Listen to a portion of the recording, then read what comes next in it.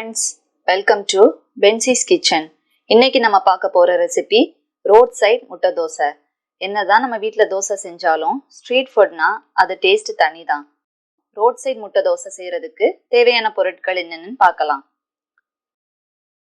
கொஞ்சம் தோசை மாவு எடுத்திருக்கேன், ஒரு முட்டை, கொஞ்சம் நறுக்கிய வெங்காயம், இது கூட ஒரு அரை பச்சை மிளகாவை குட்டி குட்டியா நறுக்கி வச்சிருக்கேன், கொஞ்சம் கொத்தமல்லி இலை, எண்ணெய், வத்தல் தூள், மிளகுத்தூள், உப்பு, கொஞ்சம் தண்ணி, தோசை மாவு, இது மாதிரி உப்பு போட்டு நல்லா கலக்கி வச்சிருக்கேன். இப்போ நம்ம ரோட் சைடு முட்டை தோசை வீட்லயே செய்யறது எப்படின்னு பார்க்கலாம். இப்போ நான் ஒரு இரும்பு தோசை தவா எடுத்திருக்கேன். இப்போ தவால கொஞ்சம் எண்ணெய் தடவிக்கலாம்.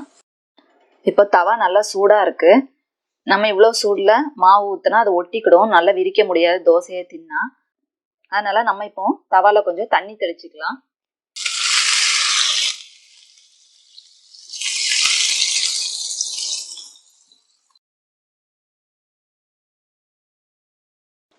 இப்போ நம்ம தோசை மாவை 2 கரண்டி எடுத்து இது மாதிரி ஊற்றி தின்னா விரிச்சுக்கலாம்.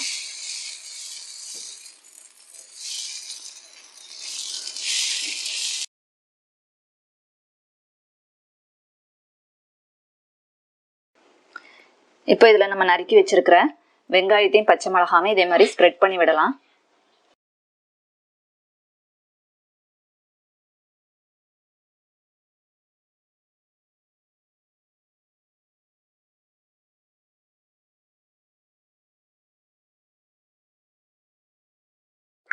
இது கொத்தமல்லி இலை சேர்த்துக்கலாம்.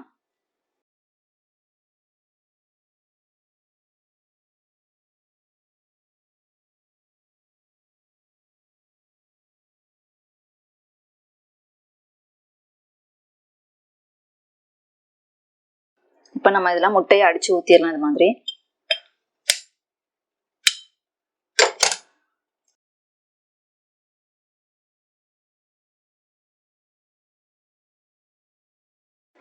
இதுக்கு மேல கொஞ்சம் வத்தல் பொடி இது மாதிரி கை வச்சு எடுத்து போடுங்க, அப்பதான் ஈவனா ஸ்ப்ரெட் ஆகும். கொஞ்சமா சால்ட் ஆட் பண்ணியிருக்கேன், லைட்டா பெப்பர் ஆட் பண்ணிக்கலாம்.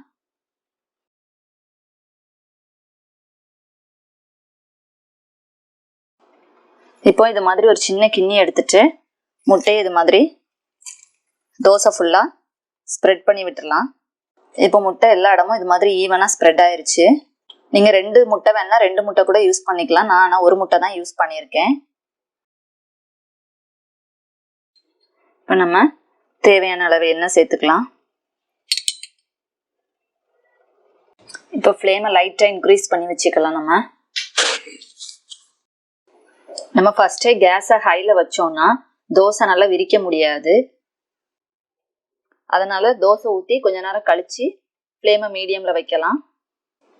இப்போ பாருங்க, தோசை ஒரு சைடு வெந்து எவ்வளோ அழகா இப்படி எலும்பி வந்திருக்கு. இந்த டைம்ல நம்ம தோசையை திருப்பி போடலாம்.